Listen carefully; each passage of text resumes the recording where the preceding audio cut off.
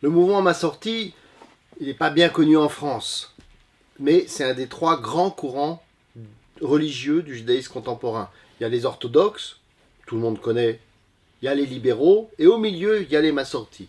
Massorti, ça vient de Massoret, la tradition. C'est en fait un mouvement traditionnel, au sens où il veut conserver la tradition, être conforme notamment à la halacha, à la loi juive, mais n'est pas l'orthodoxie parce qu'il est plus souple sur certaines questions et quelquefois prêt à essayer d'innover, de s'adapter, et puis beaucoup plus ouvert sur la modernité, notamment la modernité intellectuelle.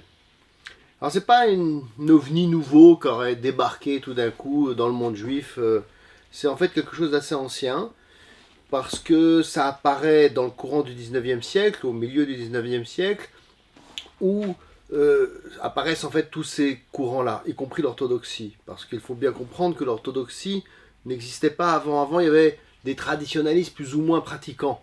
Mais il n'y avait pas cette fermeture vis-à-vis de la modernité. L'orthodoxie est une réaction, les libéraux sont une réaction, et les massortis aussi, au même phénomène qui est celui de la modernité, l'émancipation, la critique historique universitaire, etc.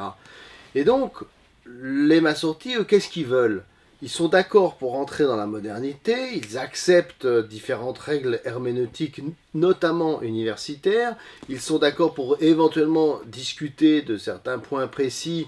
Dans la halacha, le grand truc, c'est la place de la femme, mais c'est pas seulement cela. Mais ils ne sont pas du tout d'accord. Là-dessus, on les mettrait plutôt avec les libéraux, mais ils ne sont pas du tout d'accord avec les orthodoxes parce que ils refusent de rester figés dans quelque chose qui ne voudrait pas bouger. Mais ils ne sont pas du tout d'accord non plus avec les libéraux, parce qu'ils refusent ce que le libéralisme a fait, c'est-à-dire finalement de totalement assouplir la halacha, et surtout de ne plus y faire vraiment référence de façon rigoureuse. Donc c'est un mouvement entre les deux, qui se veut halachique, c'est-à-dire qui se veut légaliste dans la loi juive, avec des raisonnements très poussés. Il y a toute une littérature qui a été publiée très intéressante, si on s'intéresse à ces sujets, et qui veut garder quelque chose de très traditionnel, mais en même temps qui se veut moderne. Donc ça s'adresse en fait à des juifs qui sont prêts à quelque chose dans la synagogue de solide au niveau de la liturgie, assez long bien sûr, comme dans toutes les synagogues orthodoxes. Donc c'est la même chose, qui cherche un vrai respect du Shabbat, de la cacheroute, etc., mais qui refuse l'enfermement qu'on peut constater dans le monde orthodoxe aujourd'hui. Alors, maintenant, il faut nuancer tout ça, parce que dans chacun de ces mouvements, il y a une aile droite, il y a une aile gauche, et c'est vrai chez les massortis, c'est vrai chez les libéraux, c'est vrai chez les orthodoxes. Donc, la différence entre un massorti assez traditionnel, ça, qui serait un peu mon style, et un orthodoxe moderne, bah, je crois qu'elle existe quasiment pas. Il y a un moment où on est pareil.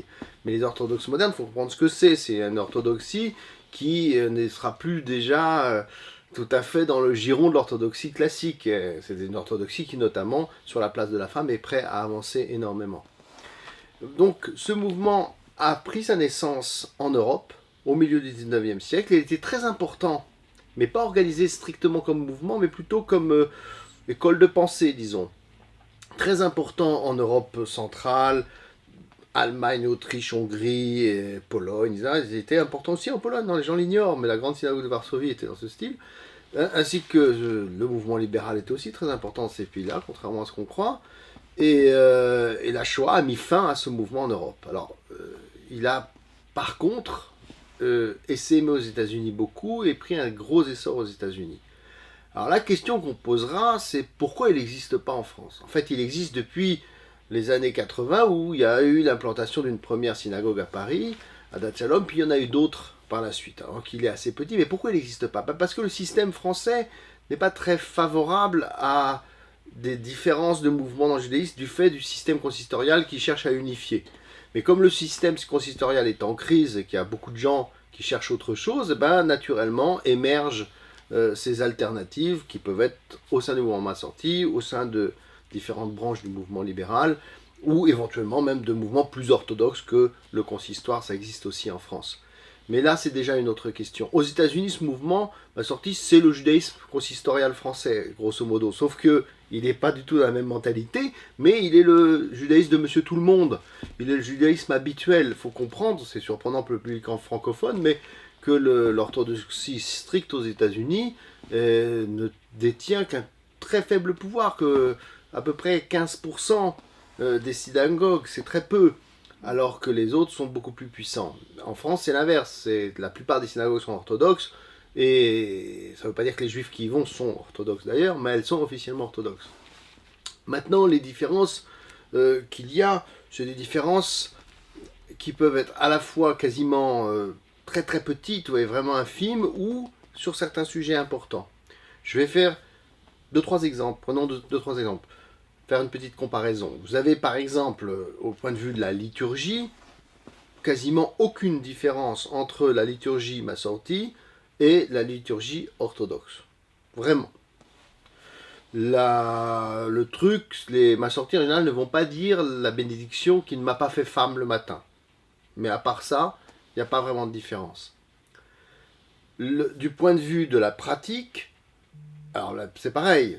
Qu'est-ce que c'est qu'un juif massorti? Il y a des gens qui sont seulement traditionnalistes comme ça, qui font pas grand-chose, et qui sont pas très rigoureux, mais quelqu'un qui voudrait vraiment être un massorti qui s'assume et qui est sérieux, ben, il respecte Shabbat strictement, il respecte la cacheroute strictement, etc. Ce qui est vrai, c'est qu'il ne va pas aller chercher la petite bête tout le temps.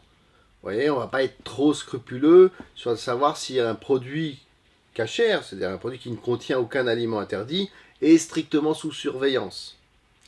On va aller regarder la composition, on sait qu'il n'y a rien de pas cachère dedans, on se contentera de ça. Il y a une certaine souplesse comme ça, mais comme la plupart des juifs traditionnalistes le font.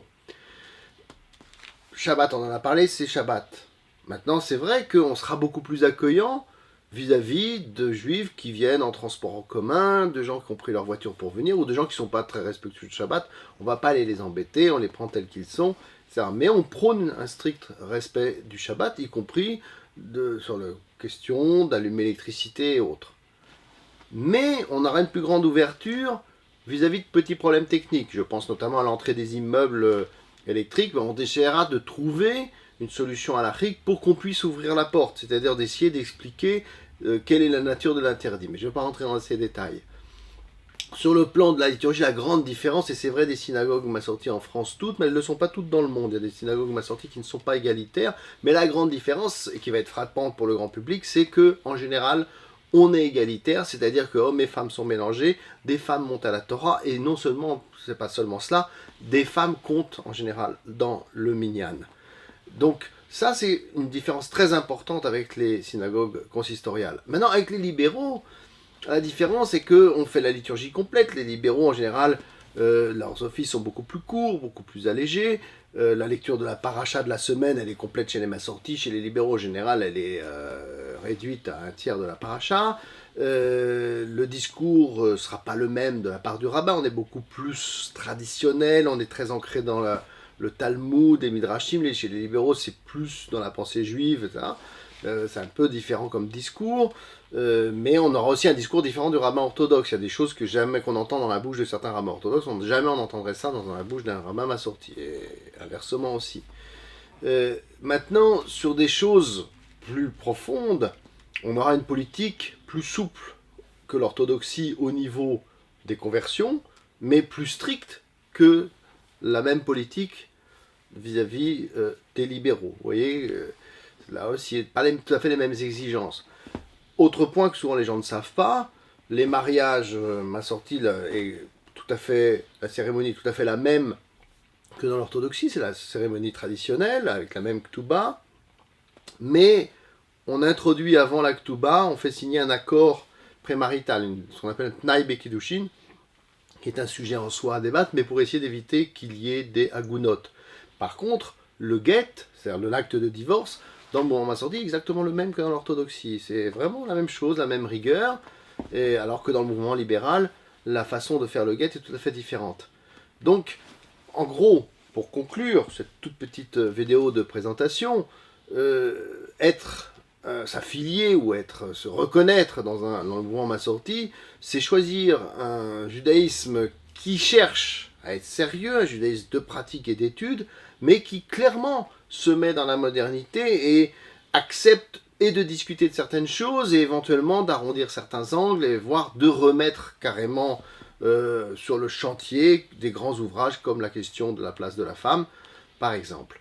C'est cela, mais c'est clairement quelque chose de différent des libéraux et de différent des orthodoxes. C'est vraiment un entre-deux, et je peux témoigner personnellement, je ne me sens pas orthodoxe, même si j'ai étudié dans le monde orthodoxe et je connais très bien le monde orthodoxe. Je ne me sens pas, pour des raisons où je ne me reconnais pas dans le discours, et je ne me sens pas libéral parce que je ne me reconnais pas ni dans une partie du discours libéral, ni dans la pratique libérale. Je suis dans un entre-deux, et c'est ma place dans le mouvement Ma Sortie, tant que faire se peut. Maintenant, dans le mouvement Ma Sortie, il y a des gens plus traditionnels, il y en a des gens qui sont un peu moins. Moi, je fais partie de l'aile, je dirais, un peu plus à droite, un peu plus traditionnelle de ce mouvement.